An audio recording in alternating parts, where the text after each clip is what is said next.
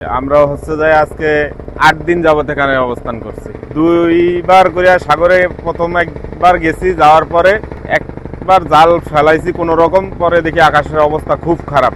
নদীতে সাগরে এত ঢেউ যা বোট রাখা কোনো মতেই সম্ভব না। আমাদের বোর্ডের যত লোকজন ছিল সবাই প্রায় অসুস্থ হয়ে পড়ছে। পরে আবার মাঝি চলে আসছে এই জায়গায়। পরে গত পরশুদিন আবার একটু আবহাওয়ার পরিস্থিতি ভালো দেখে আবার যখন বোট ছাড়ছি, মাঝপথে যায় আবার আমরা ফিরে আইতে হয়েছি। এবার ওই অভিযানের পরের থেকে যতবার আমরা সাগরে গেছি ফিশিং করতে, একবারও ঠিক মতন ফিশিং করতে পারিনি। আমরা এখান থেকে দোকান থেকে বাকি বক্কা যত বাজার নিয়ে যাই, এতগুলা লোকজন, কিন্তু ওই বাজারের টাকাই ওঠে না, ঠিক মতো ফিশিং করতে পারতাছি না। খুব দুরবস্থার মধ্যে আছি। আজকে 5 দিন যাবত আমরা এখানে অবস্থান। বান্ডেল থাকলে প্রতি সেনমানিতে টাকা বাঁচবে। বিকাশ সেনমানি বান্ডেল কিনে জিতুন প্রতি লেনদেনে। 58 দিন অবরোধের পর সাগরে গেছি, যাই একটা খাওয়া দিছি, জালদুল গুলাই লইয়াই পড়ছি। এই আবহাওয়া দিন দিন খারাপ হয়, অতিরিক্ত খারাপের কারণে আমরা সাগরে যেয়ে টেকতে পারতেছি না। যাও টিকমো, আবার মাছ পোনাও টোটাল নাই। এখন মানুষের বেতনাদি কীভাবে যে কী দিমু নিজেই জানি না। একটার পর একটা উল্টা আছে, সিঙ্গেল নদী যাই পারি না।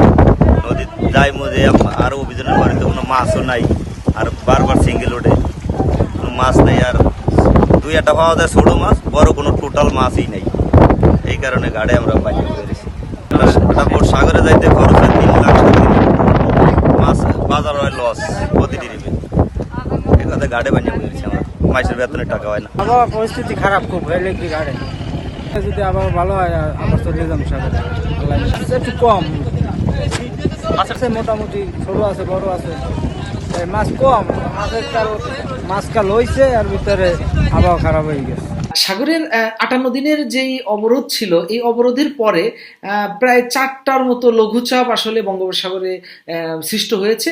এবং এতে করে কি হয়েছে যে আমাদের উপকূলের যেই জেলেরা রয়েছে, যারা আসলে দীর্ঘদিন সাগরে যেতে পারে নাই, তারা চিন্তা করেছে তাদের লোন দেনা বা যা কিছু আছে এটাকে কাটিয়ে উঠে আবার সে মাছ পাবে। কিন্তু আসলে দেখা যাচ্ছে কি, আসলে তারা খুব স্বাভাবিকভাবেই কিন্তু সাগরে যেতে পারছে না, 3-4 দেখা যাচ্ছে সংকেতের কারণে। এখন আরেকটা বিষয় হচ্ছে, এর মাঝে যেই সময়টা পাচ্ছে, এই সময়েও কিন্তু যেই রকম আশা করছিল সেই রকম কিন্তু তারা ইলিশ পাচ্ছে না। এবং এই ইলিশের পাশাপাশি অন্যান্য মাছটা বেশি পাচ্ছে, তুলনামূলকভাবে ইলিশের সংখ্যাটা কমে আসছে। তো এতে করে জেলেরা যেরকম ক্ষতিতে পড়ছে, এবং এর পাশাপাশি যেই সকল ট্রলার মালিক রয়েছে তারাও কিন্তু ক্ষতিগ্রস্ত হচ্ছে। আসলে এই সাগরের উপকূলের যেই বৈরী আবহাওয়া, এটার কারণে আমার মনে হয় সবচেয়ে বেশি ক্ষতিগ্রস্ত হয় আমাদের এই জেলে পেশার যে মানুষগুলো রয়েছে। তো তারা যাতে আসলে এই অবরোধের সময়টাতে সঠিকভাবে যে রকম চাল পাওয়া দরকার সঠিক সময় এটা যাতে পায়, এবং তাদেরকে অন্য কোনো স্কিমের আওতায় নিয়ে আসা যায় কিনা, তাদের এই সার্বিক পরিস্থিতি বিবেচনা করে সেই জিনিসটা আসলে ভাববার সময় এসেছে।